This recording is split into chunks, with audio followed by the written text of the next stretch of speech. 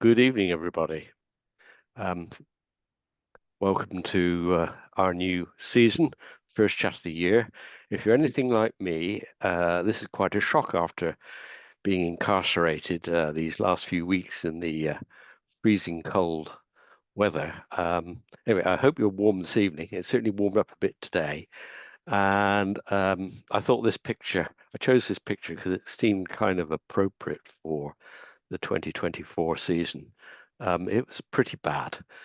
I'm teasing you a bit with the butterfly of the year. I'm teasing you rather a lot, actually, because this is a picture of it, but you still might not have guessed the species, because butterfly of the year, in my opinion, this year, just basically for outstanding results, is Yorkshire's one and only truly northern species.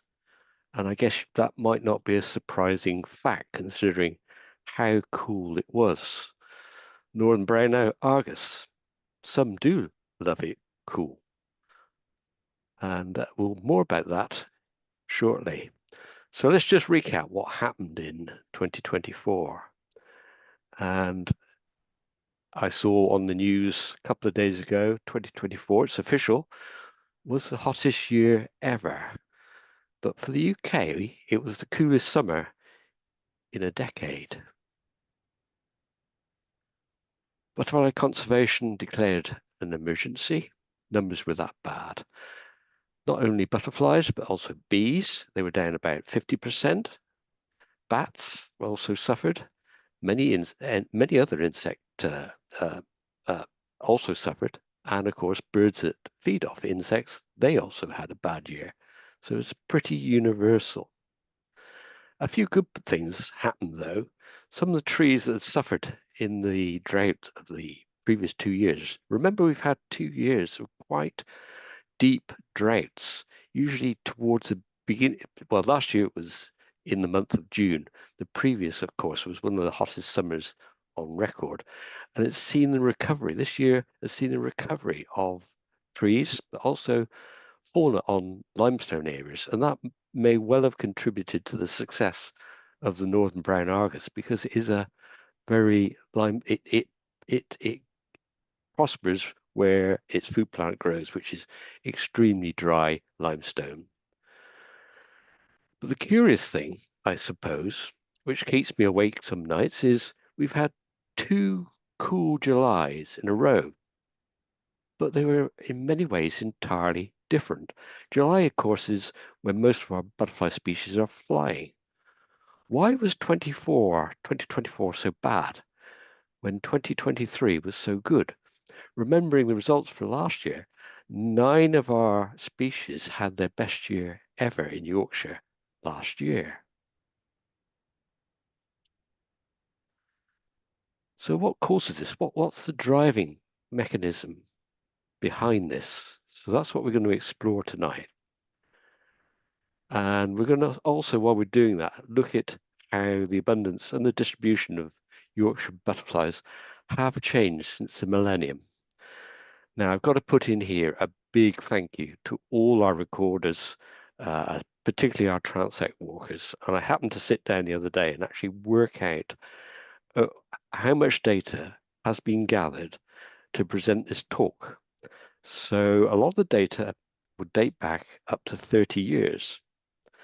And when you work it out in terms of how many site years of data, so how many sites have been visited for X number of years, it's 700 years of data, which is equivalent to walking something like 50,000 miles of walks. It's a startling amount of work that we put in since the 1990s. And we're going to try and present most of that data tonight. It's taken a hell of an effort and quite a lot of work to put this all together. So bear with me. Obviously, it's butterflies. They're very dependent on the weather, particularly in the caterpillar stage, because they've got no means of regulating their temperature. So temperature to caterpillars is critical. And of course, they are growing and digesting food. If it's not warm enough, they don't digest food food, and therefore the whole thing slows down. This year, it wasn't particularly cold, but it was a very seesaw weather, and it just dominated the whole year, just about all the way through. So we started after a very warm winter, you may remember, into a wet March, a cool April, and then a warm May. In fact, May was a record-breaking warm. What was causing this? Well, the big factor is the jet stream. When it slips south to below us, it drags in cold east winds. And when it's over top of us, which it spent a lot of time over top of us, it brings warmth and damp, which meant our emerging species, you may be aware of our first sighting page where you can actually see when each species emerges. 1 week, you find species are either a week early, and then a couple of weeks later, they'd be a week late. It was quite surprising how it swung from one way to the other. 2023, June was the hottest on record, and it turned into a really good butterfly year in Yorkshire. Seemingly, that heat seemed to arrive at just the right time. 2024 was very much the opposite. That might explain what the difference between the 2 years, but not all the difference. Why is June so critical? Well, development is numerically 63% are reaching their final instar or just about to pupate before they fly in July or August. And these are the graphs from the Met Office for the last 2 summers. So the important bit is red shading is where the temperature is above the average. Blue shading is when it's below the average. And this is for 2023, and this is for 2024. I hope the difference is fairly obvious. This was a record breaking. As you can see, this red line at the top is the highest ever recorded for each day. And in 2023, it was broken on, I think, on about 4 or 5 occasions. That's why it was the hottest June on record. Compared with this last year, you can see these long periods, 3 weeks in June, more than 3 weeks in July, or well below. But this in particular is quite extreme.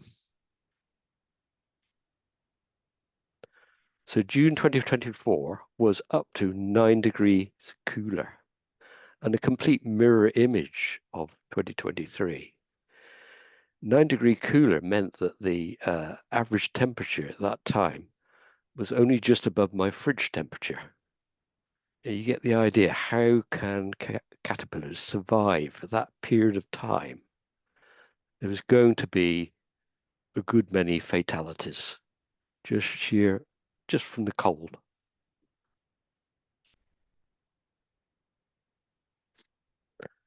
The last time this occurred, and it has occurred before, we've had lots of cold summers before, was back in 2016. And before that, even worse, was 2009. Remember those dates because they're going to pop up a lot in this presentation. Onto the flight curve. What was the effect on the butterflies? So 2023 is the red line, 2024 is the blue line. I think this tells a good bit of the story of the year. And you can see here, this is May into June. This big dip here is the June lull. And it was an extraordinarily long June lull. It's normally 2 or 3 weeks, but now it seems to have extended itself to 5 weeks. So it started in the middle of May, and it didn't finish till nearly the middle of, well, past the middle of June. In fact, it was the 3rd week of June, which is normally a peak week, before really summer arrived. and then it never peaked anywhere near normal, and then it went flat. So there's an awful lot of insects being delayed, and and they were more spread out. So that's on the lowland. When we look at what happened on the upland sites, it's even worse. One can imagine these are even cooler. So the abundance here was down 46% in the upland areas. And you can see the difference. The June lull was ridiculous. It was down from 30 or so down to about 5 butterflies. This is per walk. So at this period in the beginning of June, surveyors were only seeing 3, 4, 5 butterflies on their transects. It was crazy. It did recover,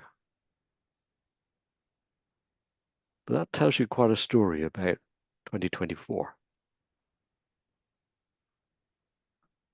So all those people who go out surveying, and there's about 200 of you go out. We take the best of that data. So here we've got 73 sites.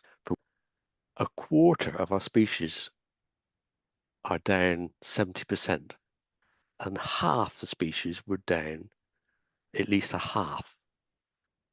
So here I'm looking at a variety of our sites. You might recognize some of the names at the bottom here. And you can see it's almost universal down on our sites, with just a couple of exceptions. In this case, the exception on this, because it's not all the sites here, I put 40 on, otherwise it would be just too full of screen. The one that did well here is Warren Quarry, which is on the Yorkshire Wolds, and is a very dry site. A couple of other very dry sites also featured, although it's not very clear looking along this list that there is any clear pattern between wet or dry or different soil types, etc. You can say Malham down here, it was very poor, and a couple of other damper sites which are near rivers, Wath, Nosterfield, Thorpe Marsh, which is gets flooded, Hippoley Beck, which is next to a river. And you can see there, the last time we had a very bad year, 2016, the temperatures were that little bit lower. Of course, this year, and then going back to 2009, the last time we had a really bad year. And before that, 1998 was previously a very poor year. A lot of butterfly people remember 2012, and it's a famous year, certainly in the south of England, for being one of the worst years on record. It wasn't that bad in Yorkshire, but we certainly recorded quite low temperatures. You also notice this line is sloping upwards. Not only the temperature, but also the butterflies are sloping upwards. So summer temperatures over this period from 1990 have risen 0.7 degrees, and the abundance, that's the green line, has risen 27% and roughly follows temperature. At the same time, I haven't put rainfall on here because it just gets too complicated and it doesn't relate much to butterfly abundance. But we have 27% more rain and only 7% more rainy days. So the rain we're getting in summer is much more intense, and sunshine is up as well. I think that matches most people's feeling about the weather. Summers have got wetter, although they seem to be more weather extremes. But I think the increase of abundance of our butterflies may come as a shock to many of you, but it is the truth, at least in Yorkshire. I don't think it's the truth throughout the UK, but that's a different question. I'll just go back to that. So let's just look at the best years. So the best year of recent time is probably here, 2014. 2013 was also good. And the next highest was 2023, like we talked about in the beginning. It was a good year for our butterflies. After that, 2019 was also a good year, but beating most of them is 1995 down here. If you remember back that far, I certainly can. 95 and 96 were two very hot, dry years. Other good years, well, 2003 and 2006. Bad years, the bottom has to be 2009. And as we were saying, 2016, 1998, 2024. Let's move on. Let's just plot that data in a different way. So we've got the butterfly abundance here for the whole year. So it's the total number of insects recorded on each transect, just the average. And it's plotted here against temperature. And you can see there's definitely a relationship.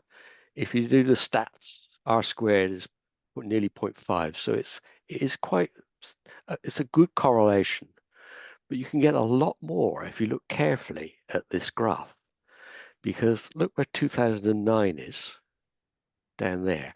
So everything below that line is worse than expected. Everything above that line is better than expected. And you can see 2014, 2023, 2003, 1995, 2013, 1996. That's where the good years are living. The bad years are tending to be down here. 2009, 2016 are the two furthest from the line, and 2024 is just here. It's not as bad as those two, but there have been bad years. There's another interesting fact. If we just go back to the previous slide, can you also see how the shape of this graph is offset a year? So when you have a good year and then a second reasonably good summer, it flies off the end of the scale, apparently. So this is when 2013 was quite a good summer. I'm sure a lot of eggs were laid, and the following summer, numbers actually built up. So it had this offset. Not always the case, but it's often the case. Certainly in the warm years that we've had in the last decade, it's most definitely been true. So you can see here, 2023 follows on from the peak in 2022. The same in 2018, 2019 was the peak. And the same here, 2013 was the highest temperature, but then the peak in the butterflies came the year after. I don't remember ever reading anything like this, but our data strongly suggests that that is what happens. So we know, just to conclude, abundance is strongly linked to summer temperature. The effects are accentuated with consecutive warm summers.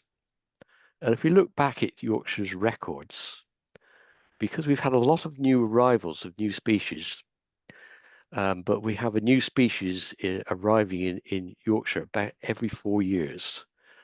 And since the early 80s, the number of common species you find in your garden has nearly doubled. So things like the speckled wood has gone from nothing to being one of our most common butterflies. The ringlet has invaded. Things like orange tip, even small skipper, brown argus, holly blue. The list is quite long. It's about 11 or 12 species have arrived in recent times. Of course, the most recent arrival was the silver-wash fritillary. And that happened during the summers of 2018, 2019. And I think it was driven by the spreading out of and colonization was stimulated by having two consecutive hot summers. So there's a definite link between this data and how species spread. There's an interesting little fact. Abundance doubles for every 2.3 degrees centigrade. The critical temperature where this happens, the point where we go from expanding to contracting, was around about 1982, thereabouts, and it was around 18.4 degrees centigrade. That's our summer average temperature. Before that, it was retracting. June is most definitely the critical month, as I think I've demonstrated. 2024, where it sits, is slightly warm for a bad year. I think you would agree. You would have thought it might be down here, but I think that just hides the fact that nights in 2024 were very warm because of this cyclonic weather. And I think it hides the fact how poor the days were. If you were a transect walker like me, it was a horrendous year to walk. I can't remember how many times I got through the first section and then abandoned my walk because the weather was so poor. So hats off for all those transect walkers who managed to complete the year. It was a very, very tough year. This is a bit mesmerizing just to begin with, but just let me break it down into its bits. So this is what's happened to our species since 2005 in Yorkshire. So these species have increased and these species have decreased. And these graphs are the same as this chart here, the York 20-year trend. And you can see 3/4 of our butterflies are increasing. And the reason we're different from the whole of much of the rest of the UK, so many of our species have their northern range limit in Yorkshire. I think that's what makes Yorkshire completely unique butterfly-wise. And that line has moved from the early 80s, has moved almost all the way through the county.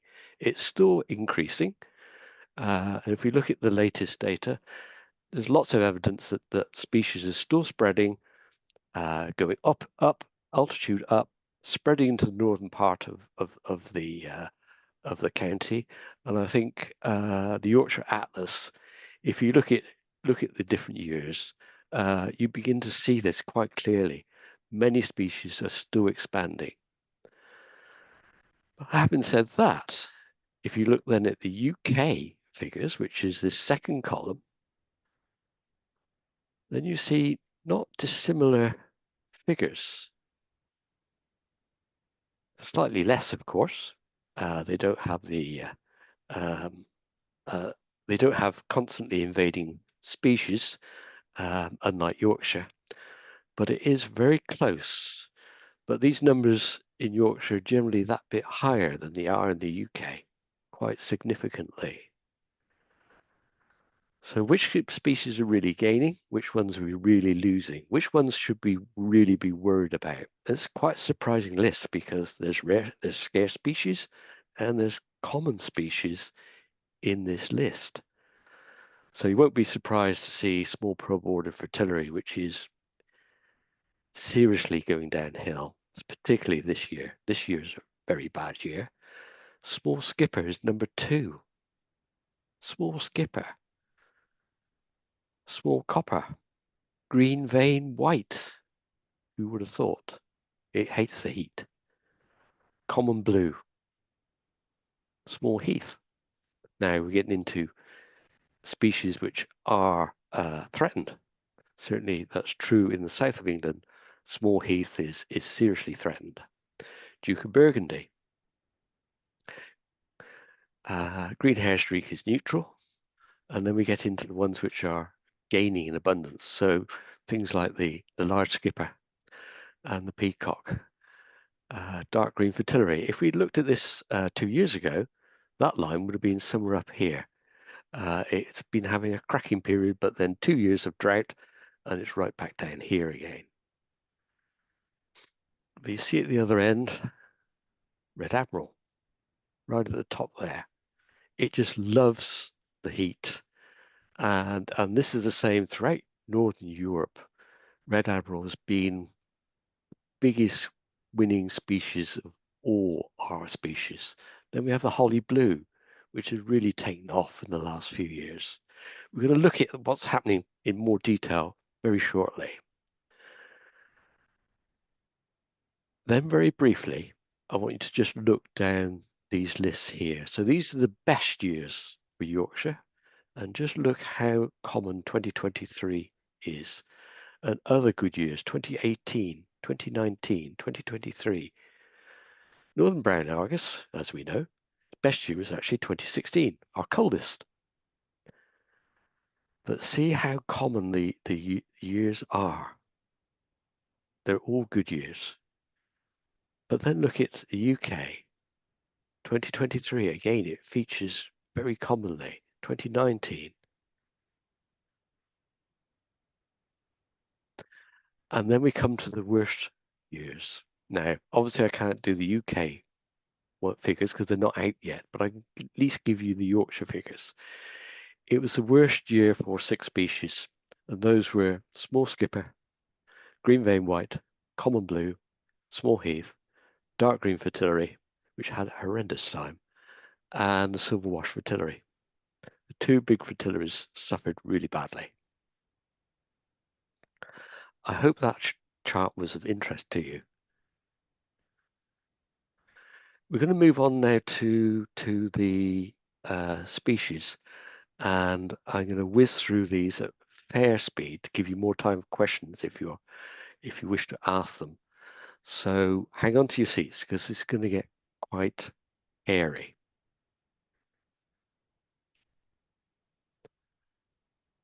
Small skipper, the truth is revealed. So this is the yearly results, and the orange line shows the straight line correlation. The wavy line is actually the average over a period of years, kind of a weighted average. So you can it's easier to pick out short-term trends with that line. So we're down 67%. This was its worst year ever. But you see, this is typical butterflies. The ups and the downs are huge. And that line tends to bounce around from positive to negative quite a lot.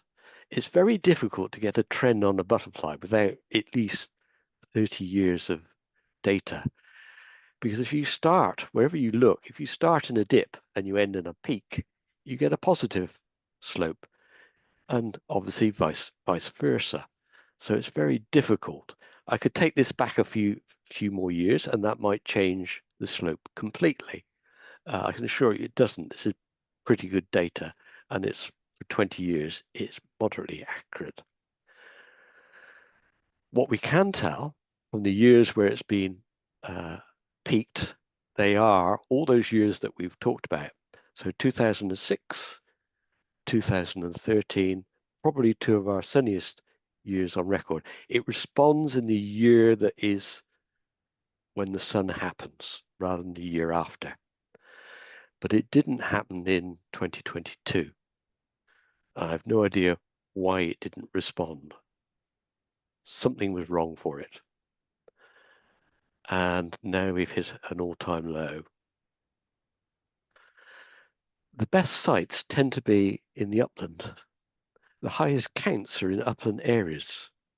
So you begin to wonder whether the heat and the drought, which is becoming very much more common on the lowland, is beginning to affect. And certainly if you go to Holland, then this slope is even sharper. There's quite a number of sites, Yorkshire wildlife sites, where small skipper is almost at the point of dying out. And that's on a nature reserve. not an agricultural area which gets sprayed. And these are nature reserves, but they seem to still to be doing quite well in upland areas. This all needs much more analysis to be sure about, but that's my first impression of the numbers. And of course, we're used to hundreds of them being recorded in the course of a year, and now we're very much down to teens.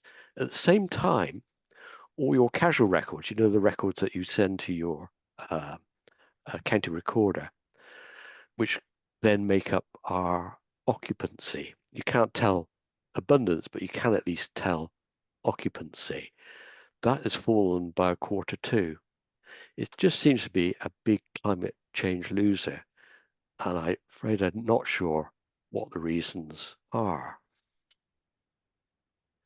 Let's move on to large skipper. Again, it bounces around quite a lot, although not in recent times. The last decade, it's been steadier. But certainly it tends to show similar peaks. The 2014 was its best year, but before that, then 2007. Nothing spectacular recently. It's up slightly, 15%. That's a very, very shallow line.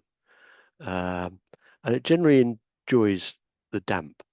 Certainly where I live, it's always in the bottom of dikes, where the sedges grow and the lush grasses, and it's still spreading. Occupancy is definitely up. So dingy skipper, a scarce species, although I think not as scarce as it used to be.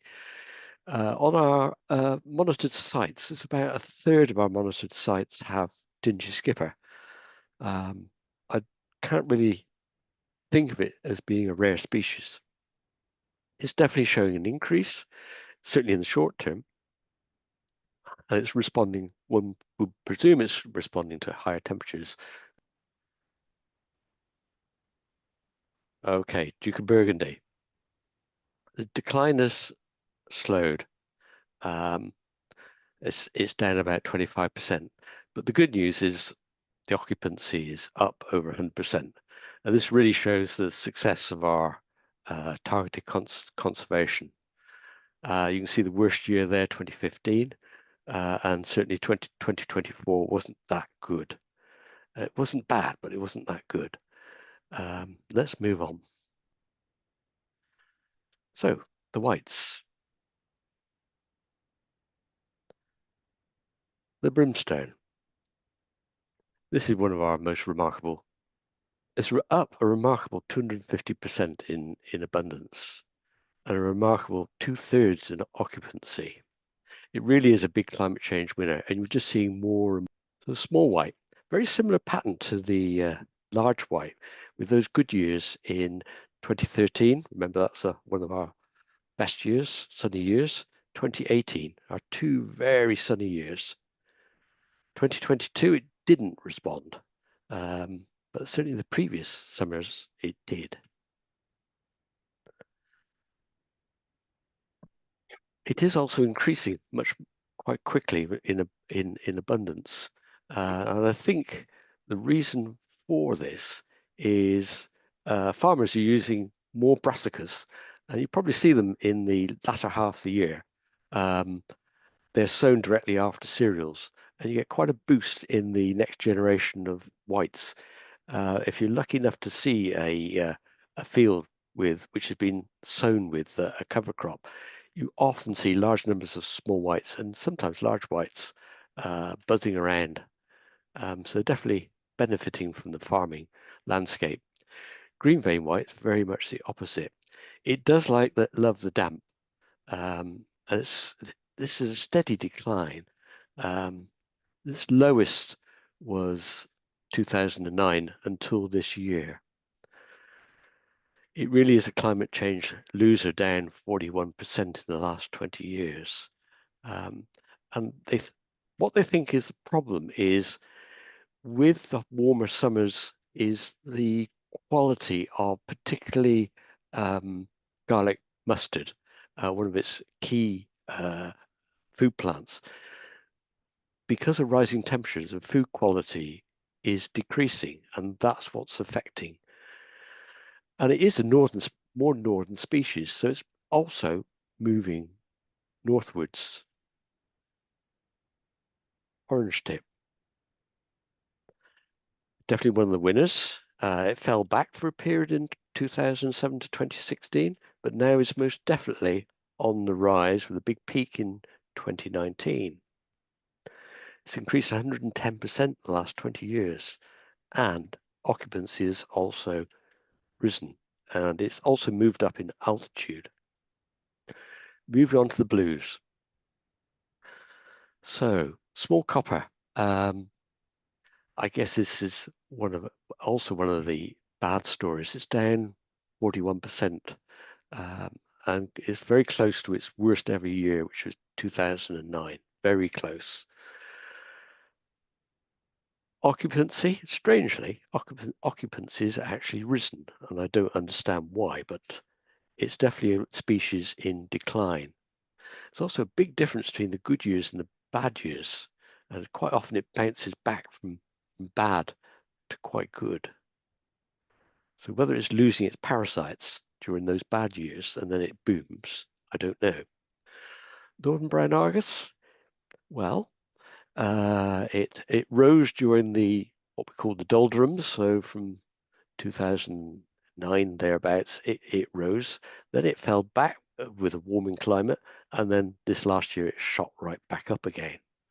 So I guess that's just following the pattern, really. Common blue over here. You can see it's undergoing a steady decline. All the years you would expect it to be low, it's low. So 2024, 2016, 2013, 2009, and the peaks are all in the right places. It's becomingly boringly predictable, aren't they, these butterflies, and how they bounce up and down. Holly blue, again, this is one which has seen a huge increase in abundance into the top two of our species, 300% up. And you can see it's cyclical. So we know this is because of the parasite with which it interacts, goes on a 3 or 4 year cycle. But even within that cycle, we're seeing this steady increase. Last year was its best year ever by a very huge margin. Green hair streak is pretty steady, and it does bounce around. This year was not too bad. Let's move on. So let's go to the nymphalids and the venesids. So the red admiral, as I was saying, it's one of the ones that's seen some of the biggest rises, 300% rise. This year was a huge drop from its peak to almost one of its lowest levels. Very big change. Climate change winner.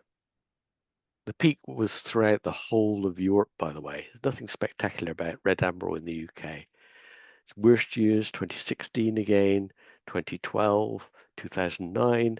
It follows the pattern. Tortoiseshell.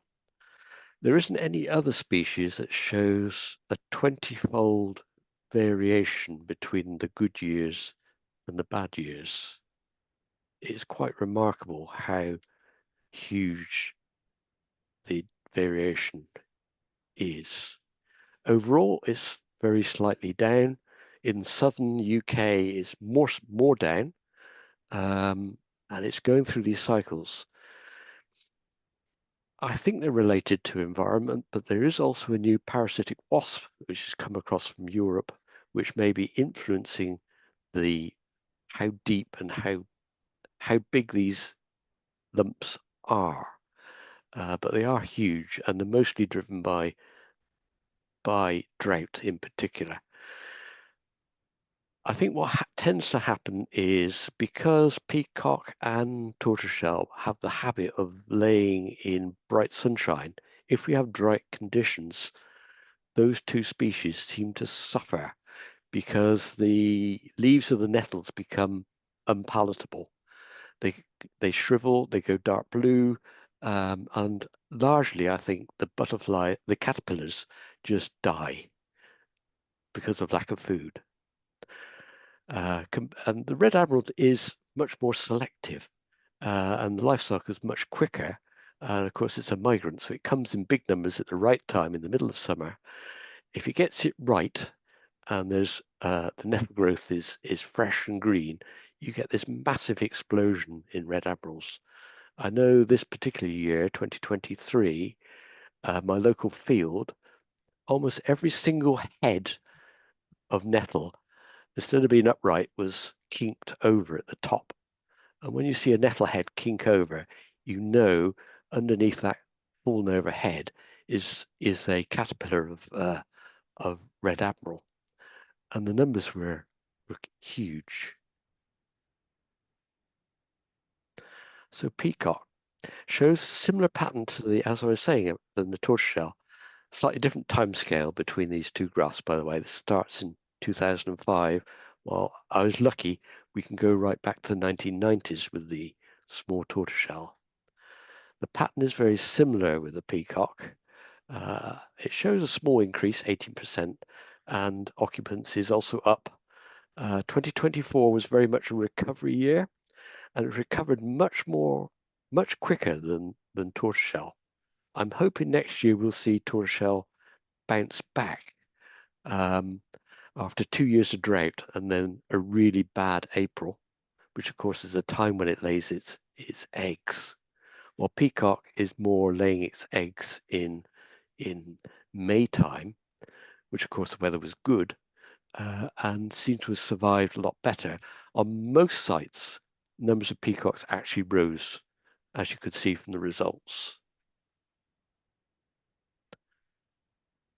Como has gone from a bit of a boom to bust this year. You can see here on the graph, it's gone from an all-time record high to quite a low figure. It's certainly had boom times in recent years. After a bit of a dip, a doldrums, then as the temperatures have tended to increase, it's definitely gone up. So 100% increase on the long term, down 60% this year after its all-time record. Definitely a climate change winner.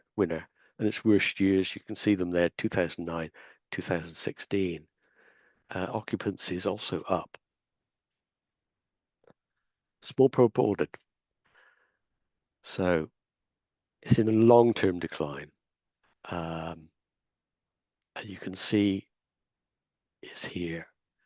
We have had worse years. It wasn't a total disaster this year compared with 2017, which was almost zero. It's amazing how quick they come back. You see the peaks, 2006, 2020. Dark green fritillary shows a similar pattern, but much more exaggerated. This peak here is this lump here. That peak there is this big lump here. So we go move on to speckled wood. Firstly, I mean, for a lot of places, speckled woods only arrived in the 1990s. So this really is a relatively newcomer to Yorkshire. But since it's arrived, it's really gone a bit crazy. And again, 300% in the last 20 years. It's amazing how well it's done. Last year was its all-time record. This year it's a little bit back, but it's no disaster. That line is steep and still climbing.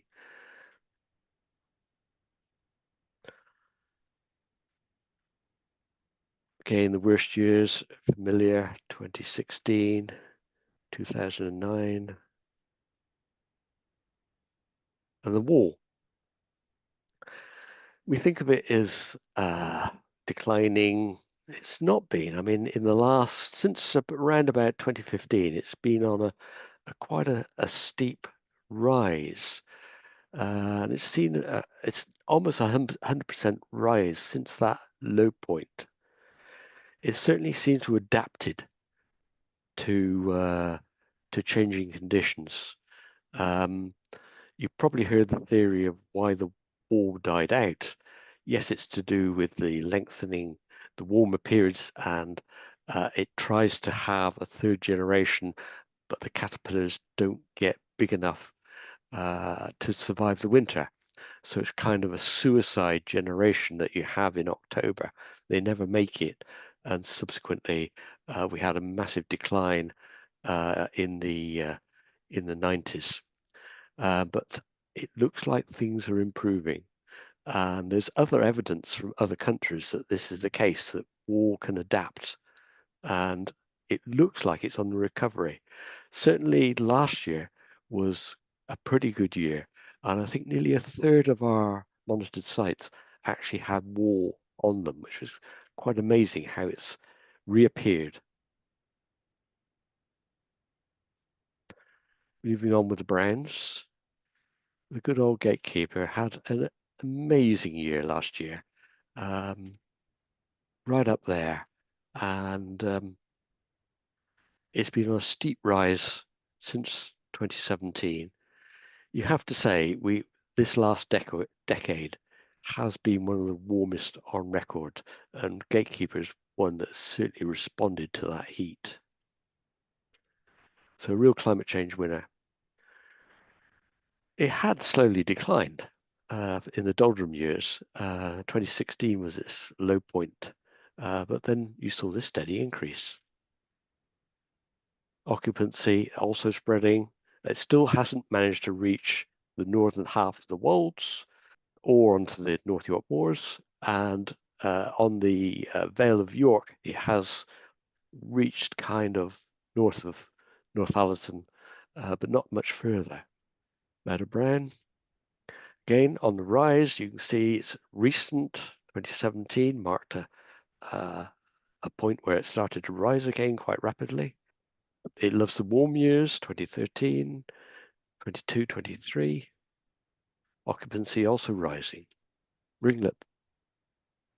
This is reinvaded throughout the county, mostly in the late 80s into the 90s, and it still continues to expand its range, moving into South Yorkshire, the mining areas. It's very sensitive to pollution, sulfur on the leaves. If the caterpillars eat the pollution, they do not prosper. Occupancy is up nearly 95%, which is surprising. So even though the abundance has not changed enormously, its spread has been enormous. Worst year again, 2009, 2016. Small Heath is a very sad story. So one of those rapidly decreasing and down 20%. But this last year was its worst in record. We lost it from a number of sites. I don't know what's going to happen, and we're not sure of the exact reason why. It certainly likes the finer grasses. It definitely suffers in the dry. So these 2 dry years, 2022, 2023, it really did suffer. While before, even though it was warm, it was damp summers and they seem to prosper. That brings me neatly to the end. So one question, Nick, for you. Predictions for 2025. What do you think is going to happen this year? I would answer another question, which is it a butterfly emergency or is it just a blip? And I hope I've convinced a few of you that it's most likely just a blip. I think the omens are good. We haven't had a bad year for quite some time. So it's nearly 10 years since we had a bad year. And then before that, another 10 years. So I would hope we'll see some recovery. And it's another 10 years before we see another disaster. There will certainly be species that take much longer to recover. And ones that would worry me is the long-term species which are in decline.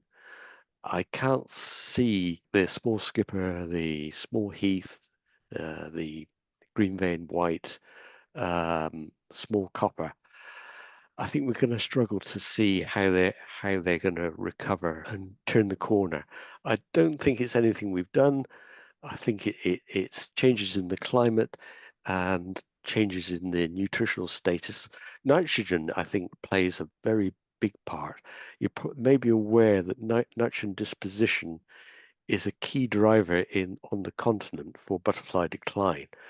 And all those species that prefer the fine grasses, that prefer a very hot, dry microclimate for their caterpillars to thrive in, have suffered enormously.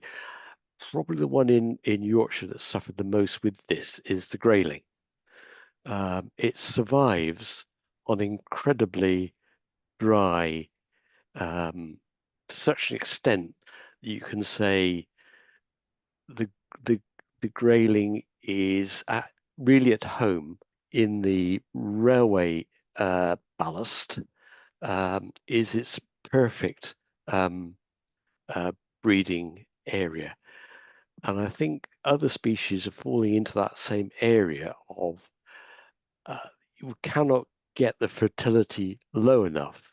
In years gone by, the fertility of our soils was much, much, much lower. Having said that, there are always winners and there's always losers. So species like the tortoiseshell, the peacock, a lot of the migratory butterflies need to fly long distance to find food. And certainly with a tortoiseshell, in ancient times, the only place you could find nettles growing in abundance and well watered was riversides.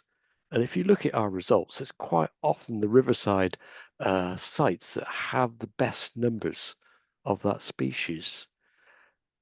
Our rare species suffer the opposite way in that they because chalk grassland and infertility was the norm, those butterflies never needed to move very far. And now calcareous grasslands, they're so scattered. They're the ones that have really suffered in recent times, like the Duke of Burgundy, and even you could even say the common blue. They are really suffering in these times. A couple of people have asked, okay, you've mentioned the species you have, and obviously there's a couple in Yorkshire that you've not mentioned because we don't have enough data for them from transects, but what do you foresee as the next species that we might see in the next decade or so? As you were saying, Yorkshire is the Well, we think frontier for migration or for species moving north at the moment. So a purple emperor is highly likely. The purple emperor is already in Yorkshire, but we can't see it yet. You know how it's very difficult to spot. It's been spotted a few times right at the south end of the county. I see no problem with it spreading throughout Yorkshire in coming years. After that, what would be my next species? I would say possibly we might see the return of the large tortoiseshell, presently breeding in Kent along the south coast. That can't be that many years away. Certainly the warm spell, the 2018, 2019, 2020, thereabouts, large tortoiseshell began to spread. And in fact, there was quite a number of records in Yorkshire at that time. They're probably just wanderers, but the chances are that they will begin breeding. There's certainly no shortage of elm trees for large tortoiseshell to breed on. You could probably say the white admiral might well come. In Europe, it's one of the fastest spreading species, spreading north. I see no reason why that shouldn't come, given our woodlands are generally improving. I would say the Forestry Commission are generally doing a better job in maintaining rides, making them more suitable for butterflies. It'd be wonderful to have the white admiral in the county. Odd ones have been seen over the years, nothing recently, I don't think. It'd be a lovely one to have. Small blue. Well, there's 5 or 6 colonies already in the county. These are rescue missions you may be aware that the Woolly Grange, which is near Wakefield, Woolly Grange had an introduction. and they prospered. There are hundreds and hundreds and hundreds of them there, but it's scheduled for housing.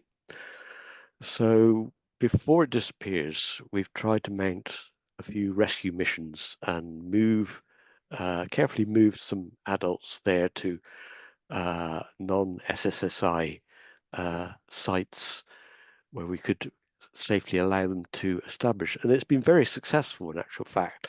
So stand by, because there's quite a few sites mostly along the limestone ridge. So stand by for that. Generally, they take very easily. It's one of the very easiest species to re-establish. How they thrive is another question. Numbers were down about 50% this year at Woolly Grange, where we do monitor Woolly Grange carefully, because we don't want to take insects that then harm the population there. But it's extremely healthy. So I think the count for last year was in 400, 500 mark through the season. This year was down about 50%. So other species, brown hair streak would be another one that could arrive. It will need some assistance from somebody, I think, but it would be an excellent one to re-establish. It doesn't move of its own accord very easily.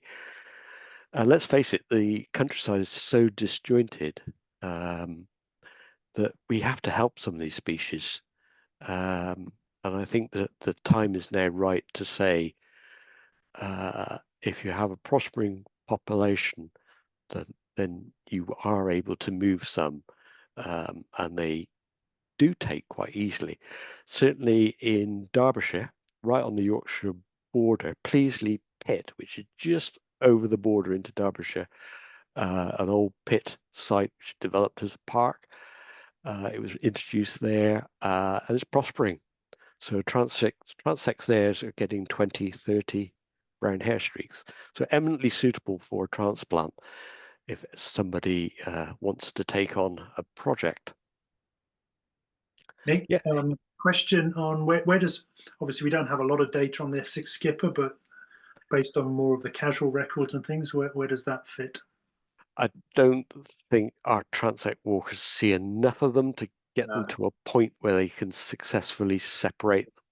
Remember, the life of a transect walker is tough in terms of you have a half a second or so to make a decision on a sighting. As often as not, it will be flying and it'll be some feet away from you. You've got absolutely no hope. Only hope that we have is to do by the proportion method. So anything that's landed, if you get a chance to see it, then you can do an ID. But you know how difficult an ID is. And what do you use? Dipped in ink works when the insects are young, but as soon as the adults age a little bit, the whole of the antenna is brown, and telling it from black is difficult. So you have to rely on the jizz, and if you can get a male to show you its sex brand, it's fairly easy to tell. Females, you got no hope, of course. It's difficult for our transect walkers to really do it, where you got a mixed population, and most of the populations are mixed. Perhaps when there's more Essex skippers, we'll be able to separate them. We'll have to use a proportion system. So what we do there is every insect we get to positively ID, we might get, say, 50%. So we look at how many total small skippers we have and say, well, half of them must be by proportion Essex skippers. That's the only real way we can do it. And that proportion will change week to week. We can do it, but it's going to take quite an effort by our transect walkers. Not something I would ask them to do lightly. It's a tough job, to be honest. Next question. Has anybody done any correlation with food plant abundance? Is that more or less a constant? Things like orange tip, which is definitely, you've seen the figures, the occupancy it's really moved on. And I think that's partly because garlic mustard has become a lot more common in our hedgerows than it used to be. And that seems to be a big part of certain species. That as plant life changes, let's face it, plants have changed probably more than butterflies have changed in terms of the plant balance that we see in our fields. It's much more with rising nitrogen disposition, damper, warmer. It's tending to, the grasses obviously grow much lusher, which then pushes out the wildflowers. You've probably heard this lots of times. And that is definitely altering the composition of plants, which then definitely lead to some of the results that we see with the small heath and those scarce species, which are very dependent on fine grasses. Infertility are the ones that are really losing out. Finish on a big question. Oof. Anything we should be doing to support those species in decline? I think the Duke and Burgundy is a classic one where we've had a dramatic effect on it. If we could just repeat the same kind of results, and it's very difficult to repeat it for the pearl bordered fritillary, it would be wonderful. I don't think we do put the effort in. There are other habitats which are suitable for the pearls. It is one of our most threatened species, but I think Yorkshire's a little bit ignored on this front. It's had a few very bad years, and the one core colony, just the edge of Appleton and the Moor, is the one remaining big, strong colony of it. As you may be aware, there's a quarry next door, which used to be the centre of the population, but the owner had a disagreement with the national park and has put his motorbike track through the middle of the centre of the colony of pearls, much to our annoyance. But there's nothing you can do. It's his private land. They're not protected, and it's unfortunate. Yes, we should work closer with landowners, and this is always a sore point with most of our butterflies. Is we have to have owners' permission to get access, to measure, to monitor, and to conserve. And to a good extent, we are doing that. Particularly the Duke of Burgundy is a very close relationship between the estates there and us in terms of creating new habitat for the Duke. I think the pearl will be the top of my list. The northern brown argus probably is another one which is receiving a lot more attention in terms of grazing regimes, etc. Small pearls, very difficult. I'm not sure what we can do. Large heath, thorn moors is in steep decline. We don't understand all the reasons why.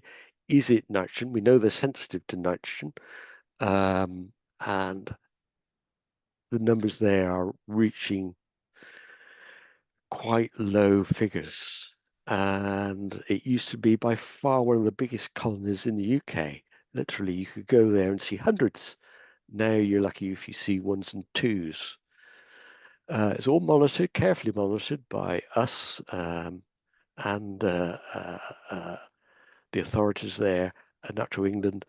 But we don't seem to be able to arrest the decline, and we don't fully understand why. And if it is nitrogen, what can we do about it to the eutrophication is happening everywhere. The colony on the North York moors, May moss is the main colony now. Fen bog was the colony there, appears to have lost. We've had 2 years with nothing. So it looks like the colony might well be lost at Fen bog. The reason was the fire from suspected it was from a steam engine blowing out cinders during the 2022 summer drought. It was tinder dry, It wouldn't take much to set fire. I don't know if it was a steam engine, but the fact that it happened next to the railway line makes it suspicious. So that's sad, really. What else could we do? I think we could prepare more habitat for maybe the Purple Emperor. I think there's going to be an article in the next Argus magazine about Derbyshire's approach to Purple Emperor, where they're getting the council-owned woods and Forestry England involved. We need to do the same, I think, and plant more sallows, prepare more habitat ready for them. I mean, Yorkshire's full of good Purple Emperor habitat, but there is a bit of a gap at the south end between where they are at Sherwood Forest. Sherwood Forest has probably some of the strongest Purple Emperor colonies in the country.